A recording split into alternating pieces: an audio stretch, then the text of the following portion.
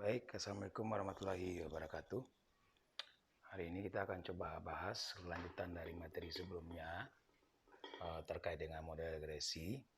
Kita hari ini akan coba bahas bagaimana cara membuat garis regresi dari contoh soal yang ada. Tapi sebelum itu, saya akan coba ulas terlebih dahulu terkait dengan formulasi umum dari regresi linier. Nah, di layar yang bisa kalian lihat, sesuai dengan pointer yang berwarna merah, ini adalah formulasi dari regresi yang secara utuh untuk menerjemahkan formulasi yang secara umum.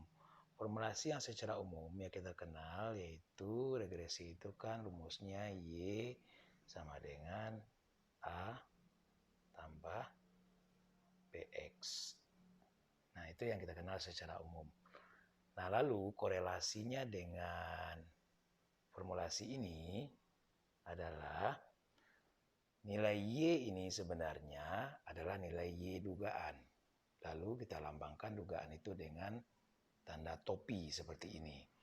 Nah, tanda topi ini membuktikan Y topi itu maknanya adalah Y dugaan. Kenapa dibilang Y dugaan?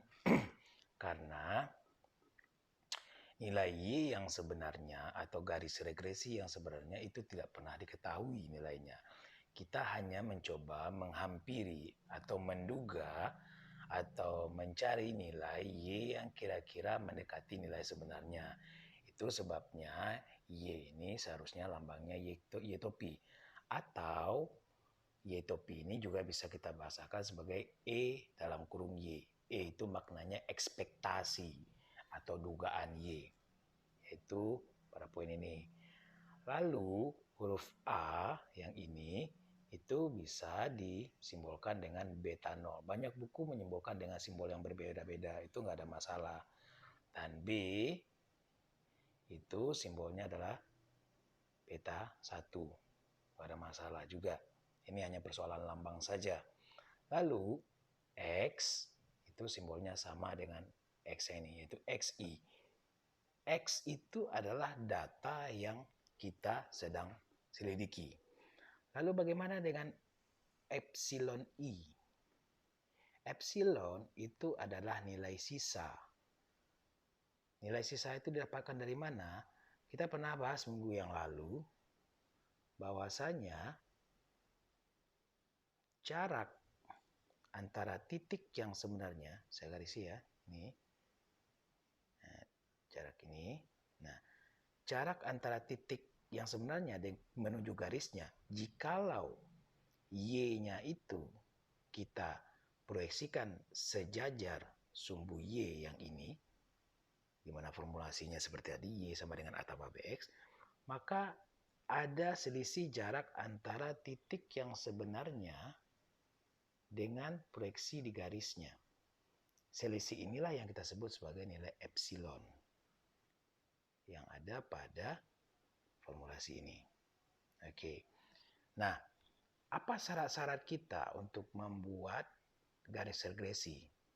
Syarat-syarat kita membuat garis regresi yang harus kita penuhi adalah dari data yang ada. Pertama, data yang kita punya itu punya kebebasan antar pengamatan. Maknanya begini, kalau Anda mengambil data, maka keterikatan antara data pertama dengan data kedua itu tidak boleh ada subjektivitas dari si peneliti. Misal begini, seperti saya contohkan minggu lalu. Kalau Anda mengambil data secara acak, dan misalnya data pertama itu berada di Johan Palawan, lalu Anda ambillah data di Johan Palawan. Misal data yang Anda ambil itu adalah seperti kemarin kita bahas, data pendapatan rata-rata. Lalu data yang di Johan, data kedua, ternyata setelah Anda acak, Anda kocok data yang ada, ternyata data kedua itu adalah muncul di Sungai Emas. Nah, seharusnya Anda ambilkan data di Sungai Emas. Tapi karena malas, Anda skip data itu, Anda abaikan. Anda kocok ulang lagi, seperti misalnya ngocok arisan. Muncul data berikutnya. Ternyata data berikutnya di Merebu. Lalu data berikutnya itu yang seharusnya data ketiga, Anda jadikan data kedua. Itu berarti Anda sudah melanggar konsep kebebasan antar pengamatan, dan itu salah. Maka regresi Anda nanti akan menjadi salah. Oke, yang kedua adalah keaditifan model. Ini nanti kita bahas. Yang ketiga, kehomogenan ragam. Maknanya begini, seperti saya bilang, contoh minggu-minggu sebelumnya, data yang kita bahas itu adalah data yang relatif seragam. Contoh saya pernah bilang dulu, kita mau mengambil data pendapatan rata-rata ke Melabu, 10 data, tapi 4 dari 10 data itu yang kita ambil datanya data orang-orang kaya di Melabu. Pernah saya contohkan begitu dulu kan? Nah, artinya 4 dari 10 data kita itu sudah berbeda sekali dengan data yang lain. Karena memang pendapatan mereka luar biasa. Itu artinya data kita tidak homogen keragamannya. Karena banyak data yang berbeda-beda nilainya. Nah, itu juga Anda tidak bisa mengolah atau membuat garis regresi dari data semacam itu. Selain itu, keragaman data ini juga ada formulasinya, namanya analisis ragam. Nanti setelah analisis regresi ini kita bahas di bab berikutnya, analisis ragam. Berikutnya, kenormalan pola sebaran data. Nanti juga akan ada formulasinya disebut dengan formulasi uji kenormalan data. Nah, jikalau 3 ini saja, 1, 2, 3, ini kalian penuhi, maka data yang sudah kalian ambil itu sudah bisa diolah menggunakan formulasi regresi. Oke, kita masuk ke contohnya. Oke ya. Nah, ini contoh dari sebuah data yang harus kita buatkan regresnya. Kita kembali ke formulasi umum saja, yaitu Y topi atau Y dugaan sama dengan A tambah BX. Ini adalah formulasi umum regresi. Kalau seandainya kita meregreskan data itu seperti ini, sejajar sumbu Y. Ya, jadi ini. Tapi kalau sejajar sumbu X, maka titik proyeksinya di sini. Tapi kalau sejajar sumbu Y, titik proyeksinya di sini. Formulasi Y sama dengan A tambah BX itu diambil dari gambar yang ini. Di mana nilai titik data sebenarnya yang saya tandai dengan pointer merah ini, itu proyeksinya disejajarkan dengan sumbu Y. Maka nilai titik proyeksinya di sini. Tapi kalau sejajar sumbu X, titik sebenarnya ini nilai proyeksinya berada di sini. Oke. Nah, sekarang kita bicara yang umum dulu, yang gambar ini, yaitu Y sama dengan A tambah BX.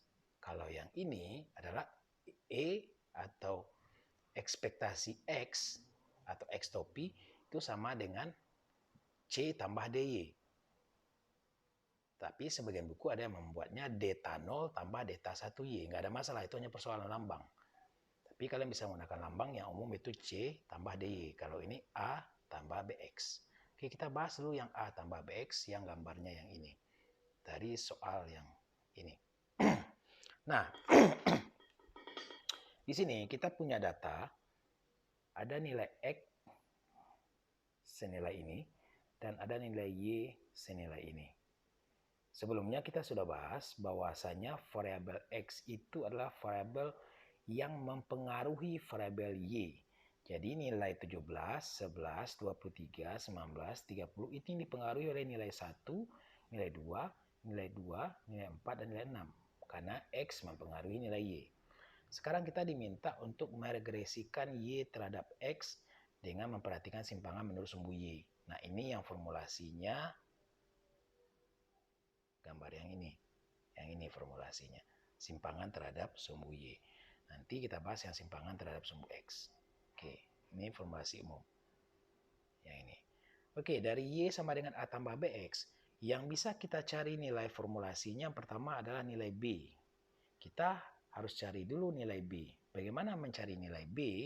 Formulasinya ada di sini.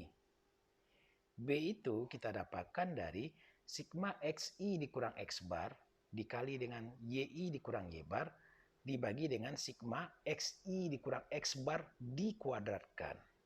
Saya ulang lagi. B itu kita dapatkan dari sigma. Sigma apa? Sigma dari perkalian ini. Sigma itulah jumlah. Jadi jumlah dari perkalian XI kurang X bar dikali dengan YI kurang Y bar. Setelah kita kalikan data ini, baru kita jumlahkan. Nah, XI, kenapa dinamakan dengan XI? Karena kita punya banyak nilai X. YI, kita punya banyak nilai Y. Kembali ke soal ini. Kita punya 1, 2, 3, 4, 5 nilai X. Begitu juga dengan Y, 5 nilai Y. Berarti kita mengurangkan data XI itu sebanyak 5 kali dengan X bar, karena kita punya nilai XI sebanyak 5 kali. XI sama dengan ke-1, yaitu nilainya adalah 1. XI sama dengan kedua, nilainya 2.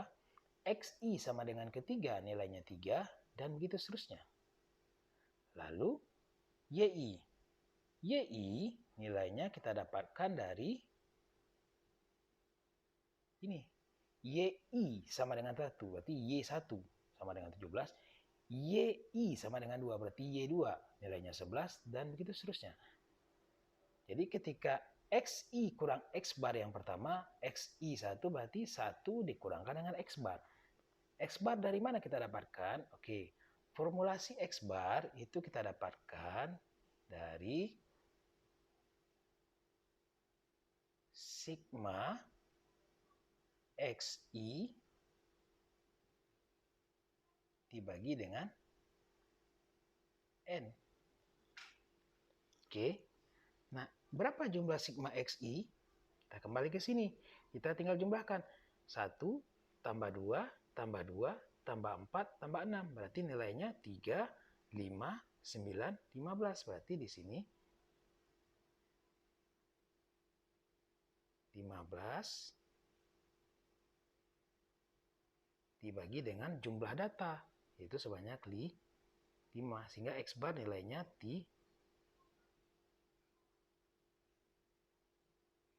nilainya 3. Oke. Oke ya, ini saya hapus dulu.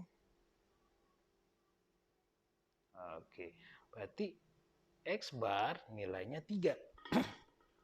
Nah, hal yang sama berlaku juga untuk Y bar. Berarti Y bar 17 tambah 11 tambah 23 tambah 19 tambah 30. Coba kita jumlahkan. 17 tambah 11, 28. Tambah 23, 51.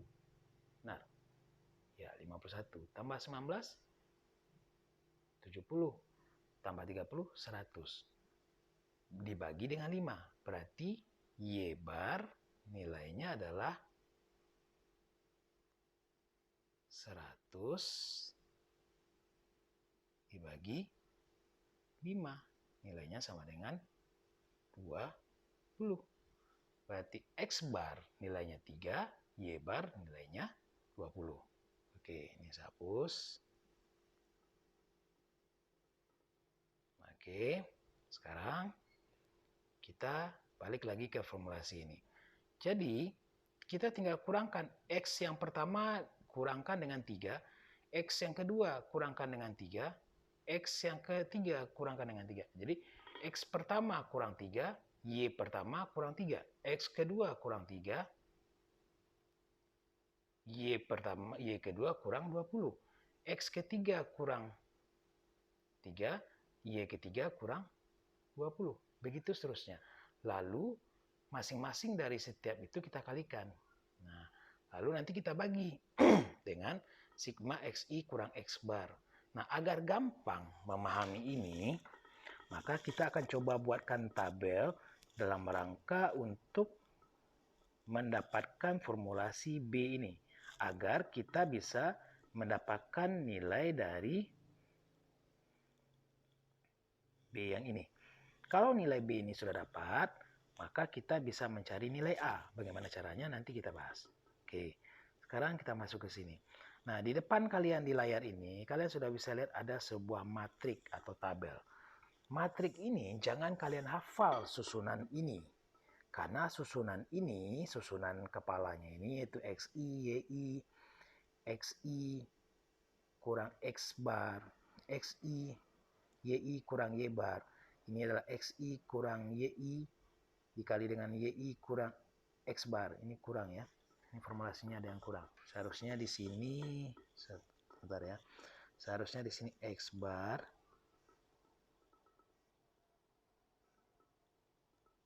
Oke, seharusnya di sini X bar. Seharusnya di sini juga Y bar. Nah, lalu nanti ini dikali dengan ini kan XI kurang X bar. Nah, ini XI kurang X bar yang ini dikalikan dengan YI kurang Y bar yang ini. Dapat hasilnya segini. Oke, dari mana setiap kepala tabel ini muncul? Dari formulasi ini. Jadi kalian bedah satu demi satu formulasi ini. Pertama yang harus kalian tulis adalah nilai XI-nya. Karena kita butuh nilai XI. Lalu nilai YI-nya. Karena kita butuh nilai YI. XI dan YI ada di soal. Ini dia. Itu yang kita pindahkan ke sini. Kita buat XI. Nilainya 12246 yaitu nilai yang ini. Dan nilai YI 17, 11, 23, 19, sampai 30 yaitu nilai yang ini. Oke. Berikutnya kita lihat lagi formulasi ini. Dalam formulasi ini, kalau XI dan YI sudah dapat, kita tinggal membuat XI kurang X bar. Jangan abaikan dulu sigmanya, karena sigma ini adalah penjumlahan dari perkalian dua konotasi ini.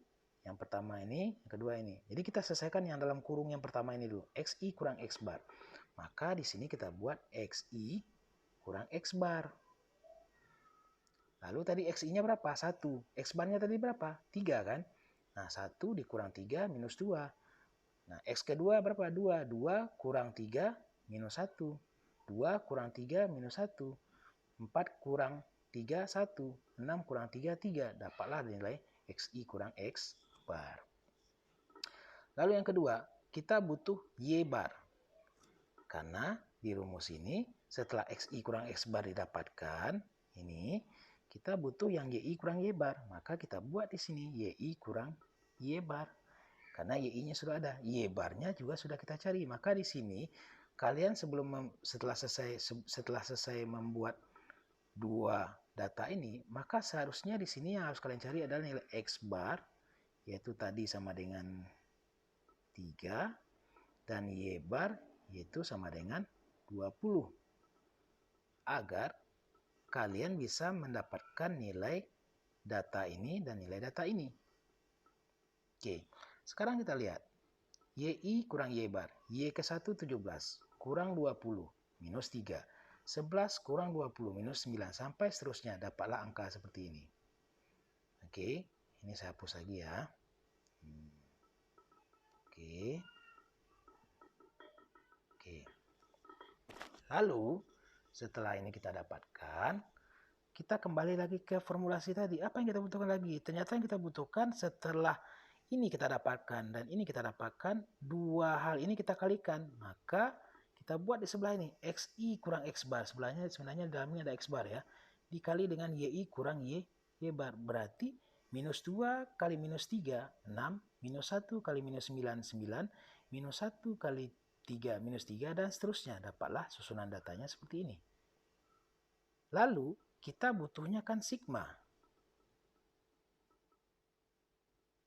Kita butuhnya sigma kan? Ini. Karena kita butuhnya sigma, maka kita jumlahkan perkalian tadi. Nah, makanya kita buat sebenarnya di sini nilai. Di sini kan seharusnya ada nomor urut ya. Seharusnya di sini ada nomor urut. Nomor urut 1. Nah, seharusnya di sini ada nilai sigma. Sorry, saya hapus dulu ya. Susah kali nulis dengan ini. Sigma. Sorry, saya hapus lagi. Nah, kira-kira nilainya di sini. Sigma. Nah, di sini harus adanya seharusnya begini. Nah, di sini seharusnya gini, gini, segini, segini, harusnya gini, harusnya gini.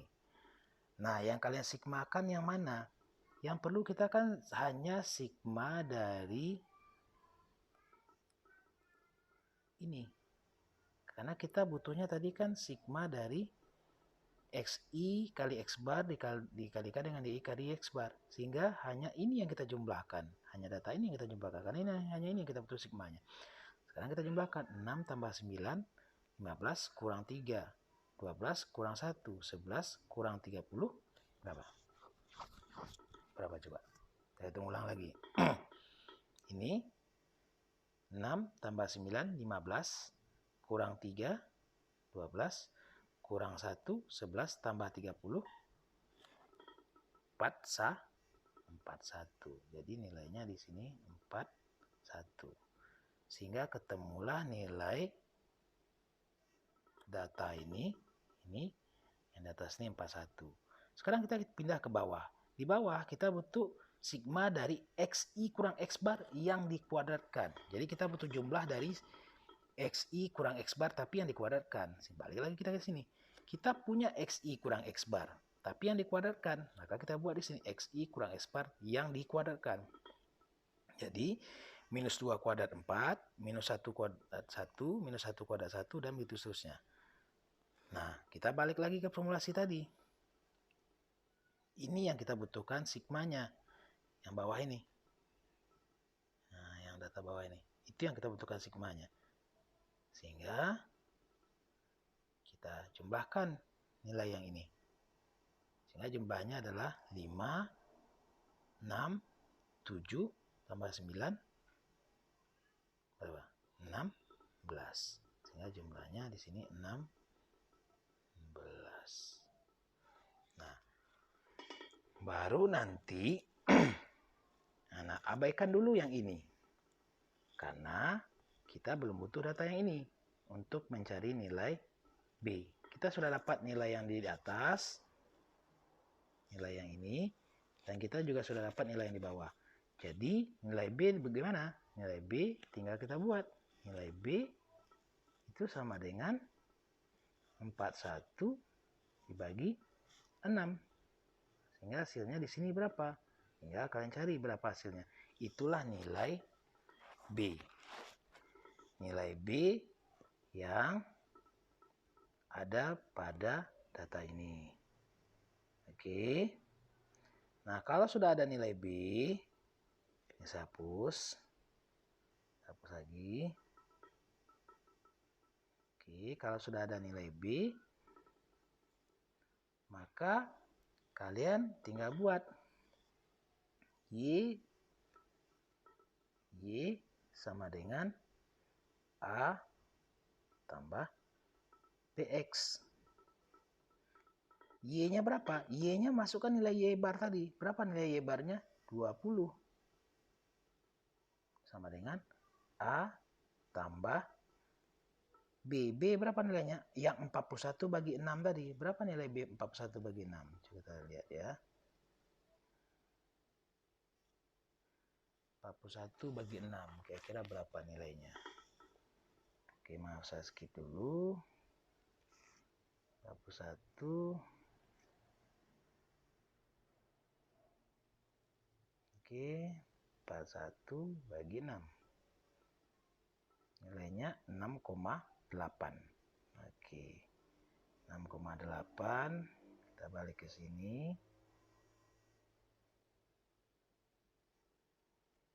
Oke, 6,8 berarti 6,8 X. Oke, sehingga nilai X berapa? Saya hapus dulu ini. Sehingga nilai X adalah A. Oke, kita ulang ya. Y sama dengan A tambah BX. Y-nya 20. A tambah 6,8. X-nya berapa? X-nya masukkan nilai X bar kali 3. Oke. Sehingga kita akan mau mencari nilai A karena B sudah ketemu. Nah, sekarang kita hapus dulu ini. Oke. Sekarang kita dapatkan nilai A berapa? A tambah 6,8 kali 3 itu sama dengan 20. Kan begitu. Kita pindahkan yang kiri tadi ke kanan, yang kanan tadi ke kiri. Lalu A berapa nilainya?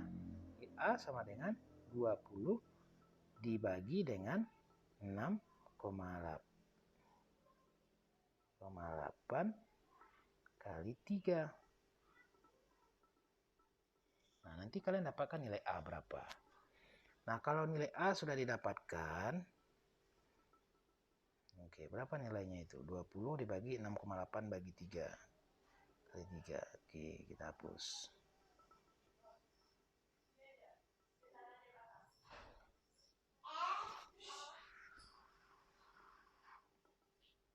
Oke, kalau ini sudah didapatkan, baru nanti kita nanti kalau sudah dapat nilai A dan B, tinggal kalian masukkan. Misal tadi berapa ya nilainya ya? 6,8 20 bagi 6,8 kali 3. Saya skip dulu bagian ini. Coba kita lihat berapa nilainya. Oke, kita lihat dulu nilainya. Fungsi kalkulator penuh ilmiah. Oke, berarti tadi 20 dibagi 6,8 kali 3 kali 3. Oke, hasilnya adalah, kita ulang ya,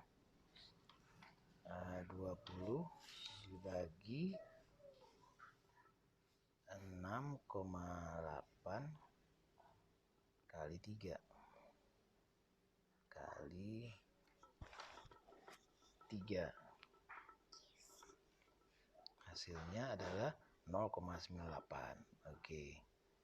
Sehingga nilai, kita masuk ke sini lagi. Nilai A adalah 0,98. Lalu ini saya hapus. Kita masuk ke formulasi yang tadi. Y sama dengan A tambah BX. A-nya berapa tadi? 0,98. Tambah B-nya berapa tadi? 6,8 X. Inilah yang menjadi nilai Y topi. Inilah fungsi dari garis regresi yang bisa kita buat dari data ini. Sehingga Y topinya adalah 0,98 ditambah 6,8X. Inilah garis regresi untuk pertanyaan yang A. Sekarang kalian tinggal mencari bagaimana kalau kita regreskan terhadap sumbu X. Caranya sama. Caranya kalian pakai formulasi yang ini. X topi C tambah D, Y. Yang berbeda hanya rumus D. Kalau di sini rumus B seperti ini, maka kalau rumus D, pembagi yang di bawah ini, yaitu pembagi sigma XI kurang X bar yang dikuadratkan yang di bawah ini, kita ganti menjadi sigma YI kurang Y bar. Pembaginya. Sehingga kita dapatkan nilai D. Kalau nilai D sudah didapatkan, maka kita bisa cari nilai C, seperti mencari nilai A pada formulasi sebelumnya. X topinya kita ganti dengan X bar, Y topinya, Y-nya kita ganti dengan Y bar. Dapatlah nilai C. Karena nilai formulasi D ini, pembaginya yang awalnya XI kurang X bar dikuadratkan ini, kita ganti menjadi YI kurang Y bar dikuadratkan, makanya di tabel ini kita butuh satu lagi YI kurang Y bar dikuadratkan dalam rangka mencari nilai D. Nanti kalian akan mendapatkan formulasi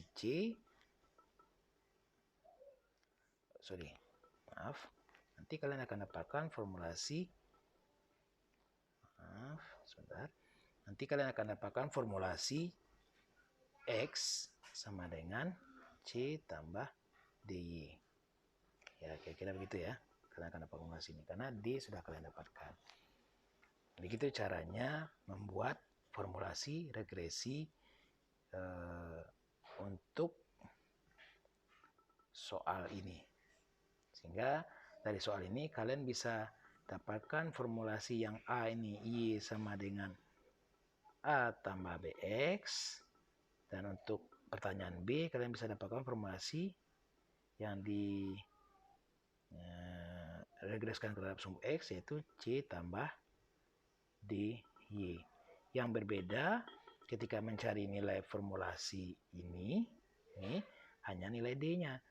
D-nya ini rumusnya sama dengan nilai B ini, cuman pembaginya kita ganti YI kurang Y bar yang dikuadratkan. Oke, saya pikir cukup sekian untuk membahasnya. Nanti saya akan terangkan di minggu depan. Kita akan, mudah-mudahan kita sudah bisa tatap muka dan suara saya sudah bisa maksimal. Kita akan membahas bagaimana cara mentransformasikan ya atau mengubah formulasi ini menjadi sebuah garis seperti ini. Jadi sebuah garis seperti ini. Bagaimana membuatnya menjadi sebuah garis? Minggu depan akan saya terangkan karena nggak bisa saya terangkan melalui video ini karena saya butuh media tulis yang lebih besar. Jadi cukup sampai di sekian pertemuan hari ini. Mohon maaf saya tidak bisa masuk secara langsung karena suara saya masih serak. Kemarin hari Selasa, tadi tepatnya ketika video ini saya buat, ketika saya coba mengajar di mata kuliah pengantar teknik industri, saya nggak bisa mengajar maksimal karena suara saya masih bermasalah. Nah, kalau saya off lagi minggu ini, artinya kalian sudah rugi 2 pertemuan karena pertemuan sebelumnya sudah saya kasih materi kan. Nah, saya nggak mau itu, makanya saya tetap mencoba untuk masuk tapi melalui video ini. Saya berharap kalian tonton video ini dengan baik agar kalian paham sampai materi hari ini. Saya tidak akan ulang lagi materi hari ini. Agar nanti ketika kuis kalian semua bisa menjawab bagaimana mencari regresi Y dan bagaimana mencari regresi X. Karena sudah saya terangkan. Bagi yang kurang paham, saya akan ditanyakan di pertemuan minggu depan ketika kita ketemu tatap muka. Tapi saya tidak akan bahas dari awal. Hanya membahas pada bagian mana yang kalian kurang paham. Oke, terima kasih banyak. Saya akhiri dengan wabillahi taufiq wal hidayah. Wassalamualaikum warahmatullahi wabarakatuh.